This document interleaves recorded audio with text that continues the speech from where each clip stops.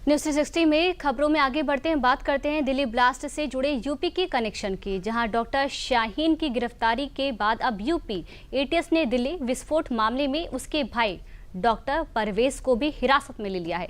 छापेमारी के दौरान उसके घर से कार, 3 कीपैड फोन, लैपटॉप और अन्य इलेक्ट्रॉनिक उपकरण भी मिले हैं। पूरी खबर देखिए इस रिपोर्ट में। भाई बहन की वो आतंकी जोड़ी जिसकी मदद से लिखी गई थी दिल्ली की उस भयावह धमाके की कहानी, जिसने हर तरफ हाहाकार मचाया था, जिसकी परतें अब धीरे धीरे खुलती दिख रही हैं, जिसका सीधा कनेक्शन यूपी से भी जुड़ गया है।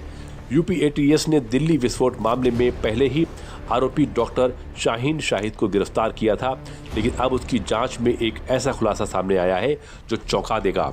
दरअसल जांच एजेंसियों की कार्रवाई में डॉक्टर शाहीन शाहिद के भाई डॉक्टर परवेज को भी यूपी एटीएस ने हिरासत में ले लिया है।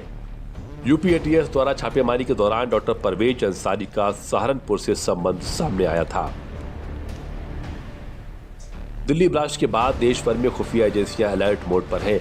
यूपी एटीएस ने छापेमारी के दौरान डॉक्टर शाहीन के भाई डॉक्टर परवेज को हिरासत में लिया। छापेमारी के दौरान एटीएस टीम को घर से कई अहम दस्तावेज भी मिले हैं। 3 कीपैड फोन, लैपटॉप और अन्य इलेक्ट्रॉनिक उपकरण मिले हैं। परवेज अंसारी के घर से जो कार बरामद हुई है वो सहारनपुर आरटीओ से रजिस्टर्ड है। कार के शीशे पर इंटीग्रल यूनिवर्सिटी गुडुम्बा का गेट पास चिपका मिला है। डॉक्टर परवेज इंटीग्रल यूनिवर्सिटी में असिस्टेंट प्रोफेसर था, जहां से परवेज ने 1 हफ्ते पहले ही रिजाइन किया था। ये खुलासा अहम माना जा रहा है क्योंकि फरीदाबाद में मॉड्यूल में गिरफ्तार किया गया डॉक्टर आदिल भी सहारनपुर का ही रहने वाला है। दिल्ली में हुए ब्लास्ट के बाद यूपी में जांच एजेंसियां ताबड़तोड़ कार्रवाई कर रही हैं। बुधवार को एनआईए और एटीएस ने उत्तर प्रदेश के कई शहरों में जांच पड़ताल की और संदिग्ध लोगों से पूछताछ कर रही है। इसी सिलसिले में पुलिस ने कानपुर के 9 लोगों को हिरासत में लिया है। उनसे दिल्ली ब्लास्ट में उनकी संलिप्तता को लेकर पूछताछ की जा रही है, जिसकी जानकारी कानपुर संयुक्त पुलिस आयुक्त आशुतोष कुमार ने दी है कि डॉक्टर शाहीन यहाँ पर जीएसवीएम कॉलेज में फार्माकोलॉजी डिपार्टमेंट में उन्होंने प्रवक्ता के रूप में यहाँ पे काम किया है, पढ़ाया है बच्चों को, और उस दौरान उनकी जो एक्टिविटीज रही हैं उसमें क्या रही है, कहाँ वो जाती थी, किससे किससे बात करती थी, और इस संबंध में हम लोगों ने जानकारी एकत्र करनी चाहिए वहाँ पे कॉलेज में भी की है। इसके अलावा जो नाम हम लोग को संदिग्ध थे पूर्व में दंगों वगैरह में इनके जिनके नाम आए थे, उनको लोगों को खंगाला जा रहा है कि वो किससे बात करते हैं, क्या करते हैं, कहीं ऐसा तो नहीं कि कोई इनका आतंकवादी कनेक्शन हो। तो इसलिए 9 लोगों को अभी फिलहाल जानकारी के अनुसार उठाया गया है। शाहीन की गिरफ्तारी के बाद लखनऊ में उनके लालबाग स्थित आवास और डालीगंज के पुराने घर पर भी छापेमारी की गई थी। इस दौरान उसके पिता और उसके बड़े भाई से भी बात की गई, जबकि कानपुर में शाहीन के तलाकशुदा पति से भी बात की गई।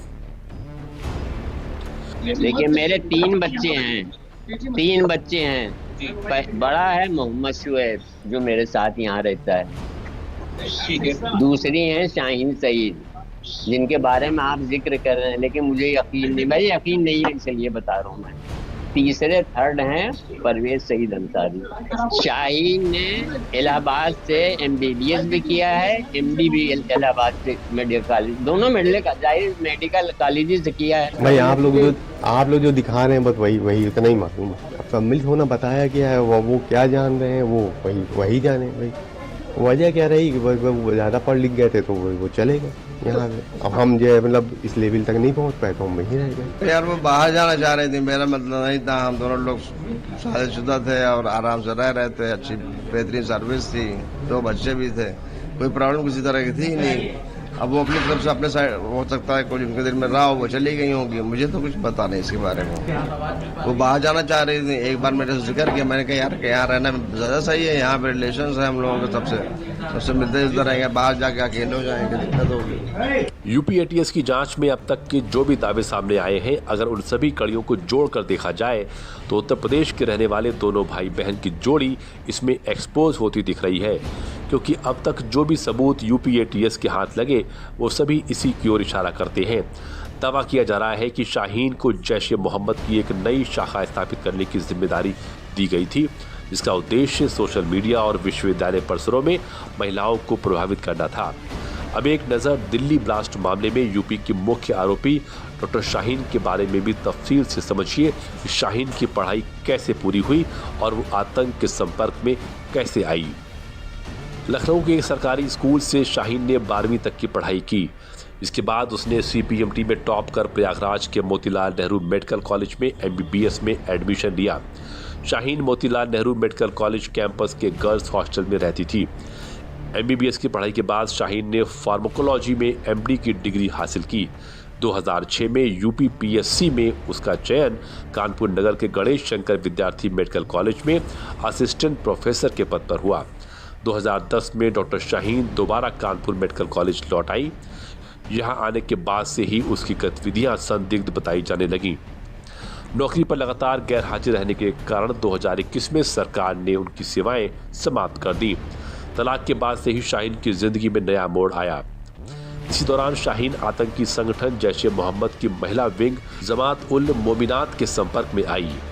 दिल्ली विस्फोट के बाद पूरे उत्तर प्रदेश में सुरक्षा व्यवस्था कड़ी कर दी गई है। पुलिस ने भीड़ भाड़ वाले बाजारों, metro station, shopping mall, railway station और बस अड्डों पर लगातार तलाशी अभियान चलाया जा रहा है। लखनऊ के अलावा नोएडा, गाजियाबाद, मेरठ, वाराणसी, प्रयागराज, अयोध्या, मथुरा, गोरखपुर, कानपुर, सहारनपुर और अलीगढ़ जैसे प्रमुख स्थानों सहित पूरे राज्य में सुरक्षा व्यवस्था बढ़ा दी गई है। अब खबर भारत की मजबूत विदेशी कूटनीति